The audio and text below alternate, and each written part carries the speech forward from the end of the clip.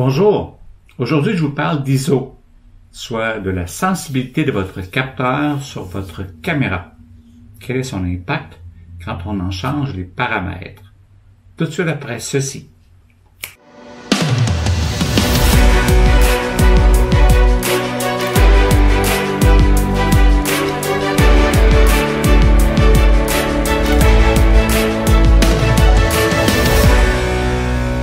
Qu'est-ce que l'ISO? L'ISO, c'est la sensibilité de votre capteur sur votre caméra. Dans les paramètres, vous pourrez l'ajuster à votre choix ou choisir aussi le mode automatique.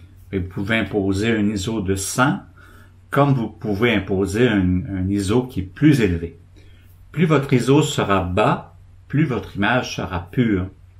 Plus votre ISO sera élevé, plus votre image risque d'être plus granuleuse pour un même éclairage, une même situation.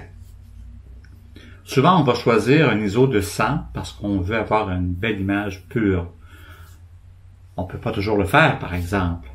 Si on est en extérieur, il n'y a pas de problème. Mais quand on entre à l'intérieur, si on n'a pas de flash ou d'éclairage secondaire, on peut devoir augmenter l'ISO à 200, 400 ou même plus.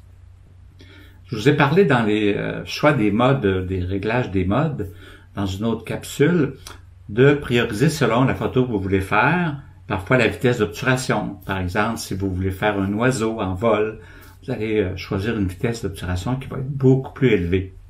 Votre déclencheur va être beaucoup plus rapide. Par exemple, en portrait, vous pourriez vouloir avoir un beau flou derrière. Donc, vous aimeriez avoir une grande ouverture de votre objectif. Mais comment choisir les deux? Souvent, un est à l'opposé de l'autre pour le résultat final. Alors, le secret, c'est de jouer avec l'ISO. Donc, vous pouvez choisir une vitesse plus élevée d'obturation et vous pouvez choisir d'avoir une faible profondeur de champ. Et à ce moment-là, si les paramètres ne sont pas adéquats selon la lumière que vous avez pour réussir votre photo, vous devrez augmenter l'ISO. Ici, vous sélectionnez dans vos paramètres l'ISO automatique. À ce moment-là, vous pourrez choisir vos deux autres paramètres sans vous soucier que la photo soit réussie ou pas.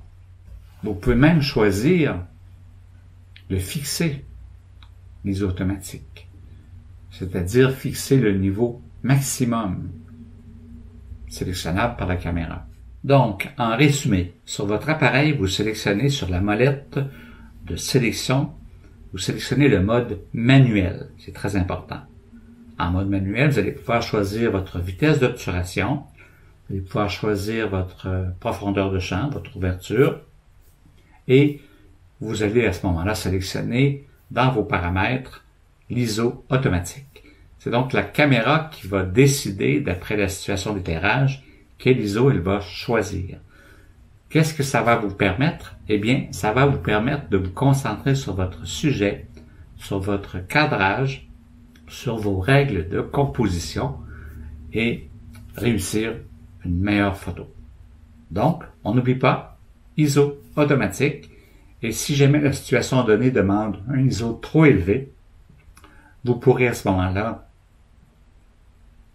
varier vos autres paramètres. Voilà une belle façon rapide de réussir vos photos en vous concentrant sur votre cadrage, votre sujet, vos règles de composition. Alors, j'espère que ce petit truc aujourd'hui vous a plu. Pratiquez, n'oubliez pas, mettez un pouce, abonnez-vous à la chaîne et partagez avec vos amis. D'autres sujets seront traités prochainement. Merci d'avoir été là. Au revoir.